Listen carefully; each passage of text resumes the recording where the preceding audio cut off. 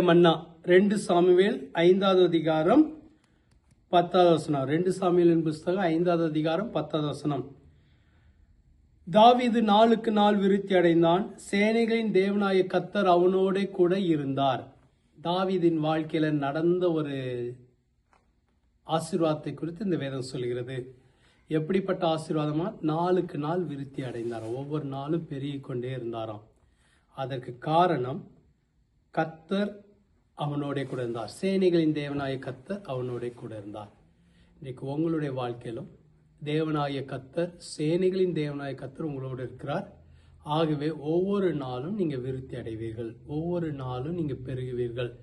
கர்த்தருடைய பெருக்கம் உங்க வாழ்க்கையில காணப்படும், கர்த்தருடைய ஞானம் உங்களுடைய வாழ்க்கையில காணப்படும், கர்த்தருடைய தயவு உங்கள் வாழ்க்கையில காணப்படும். ஒரே ஒரு காரணம், கர்த்தர் உங்களோடு இருக்கிறார்.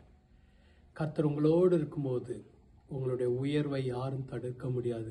கர்த்தர் உங்களோடு கூட இருக்கும்போது அவர் வைராக்கியம் உள்ளவராயிருப்பார். என்னென்றால் சொல்லி, சேனைகளின் தேவனாய கர்த்தர், ஒரு பெரிய சேனைக்கே தேவனாய கர்த்தர், அப்படிப்பட்ட தேவன் உங்களோடு கூட இருக்கிறார். அதனால வேதத்தில் சொல்லப்பட்டு, உனக்கு விரோதமாய் உருவாக்கப்படும் எந்த ஒரு ஆயுதமும் வாய்க்காது. இப்போ காரணம், கர்த்தர் உங்களோடு இருக்கிறவர், பெரியவர், அவர் சேனைகளின் தேவனாய கர்த்தர்.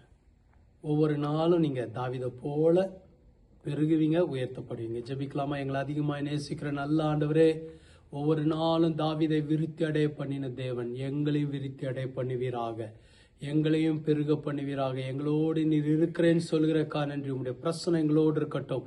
உங்களுடைய நன்மையை நாங்கள் பார்க்க விரும்புகிறோம், உங்களுடைய பலனை பார்க்க விரும்புகிறோம், உங்களுடைய ஜீவனை பார்க்க விரும்புகிறோம். உங்களுடைய பிரசனத்தினால் நிரப்புவீராக, உங்களுடைய கிருபையினால் நிரப்புவீராக. உங்களுடைய தயவு ஒவ்வொருவரையும் மூடி இருக்கட்டப்பா. உங்களுடைய காரியங்கள் ஜெயமாய் இருக்கட்டப்பா. ஆண்டவரே, சேனைகளின் தேவனாய கர்த்தர் என்று சொன்னீங்களே, எங்களுக்காக யாவையும் செய்து முடிக்கிற தேவன், எல்லா ஆயுதங்களையும் முறித்து போடுகிற தேவன். உங்களுடைய பிள்ளைகளை உற்சாகப்படுத்தும், பலப்படுத்தும். இந்த நாள் ஆசீர்வதிக்கப்பட்ட நாளா இருக்கட்டும். இயேசுவின் மூலம் ஜெபிக்கிறோம் பிதாவே, ஆமென். கர்த்தர் உங்களை ஆசீர்வதிப்பாராக. ஆமென்.